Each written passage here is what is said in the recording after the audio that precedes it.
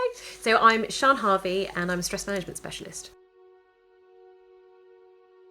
So I start my day to be my best self by going for a walk with my husband and my dog and a cup of coffee. I get back, I have a cold shower, Wim Hof it all the way, and do my affirmations and my gratitude. Then I'm set up.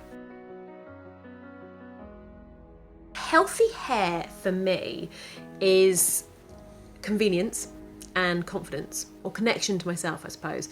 So convenience because, I used to dye my hair all kinds of colours and straighten it within an inch of its life. Before straighteners, I used to iron it, shout out to the 90s. And it just used to take so long to try and make it look good. But over the past couple of years, I've actually been embracing the health of my hair and how it is naturally. So I've embraced the frizz, the curls, the waves, whatever, and just stopped putting chemicals in it, etc., etc. So, and it just takes no time at all now to actually feel like it looks good, but also I do feel more connected to myself, more true to myself, and that's just me. That's not me saying that anyone who straightens their hair isn't connected to themselves. That's just my journey, that actually I'm kind of embracing who I am naturally, and it feels good.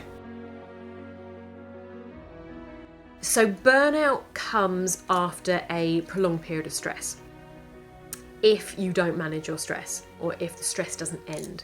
So feeling overwhelmed, out of control, not sleeping.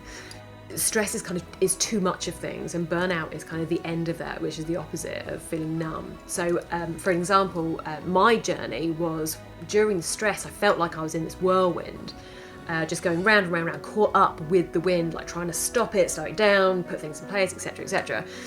When I hit burnout, I fell into the middle of it, and it was like the eye of the storm, when you're sitting there and you can see everything going on around you and there's just nothing. You feel numb and you have no energy to do anything with it. So that's the kind of switch between stress and burnout, which is why it's so important to manage your stress before you get to that point. So 3 top tips of managing stress. It's kind of one tip in 3 stages.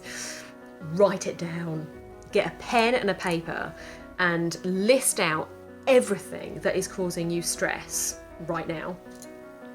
Literally everything. Don't censor yourself. Everything that's causing you stress. Then one by one, important one by one. So even if you're feeling overwhelmed, cover up the rest of them and just concentrate on the one that you need to be concentrating on, and go through why this is causing you stress. What's the reason behind it? What are your thoughts attached to this? What are your feelings attached to it? What is the cause of your stress? This could be things like you don't feel good enough, you've got imposter syndrome, or you don't have enough time, don't have enough support, or an issue has triggered a past trauma in you that is underlying. Just figure it out, what is actually causing this stress. And this brings clarity and helps us move into rational, kind of controlled brain.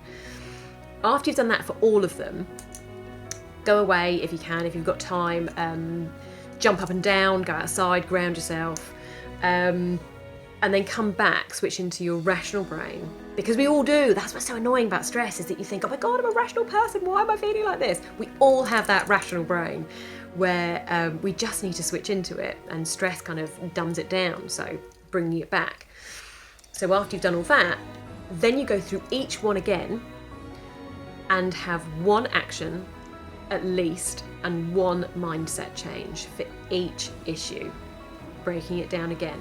Just one action and one mindset change for each of those issues that you've listed, and then you put a plan together. Self-care is anything you want it to be, but the issue here is that whatever you choose it to be, you have to, whilst you're doing it, release guilt and appreciate that this is for you and this is a self-care moment.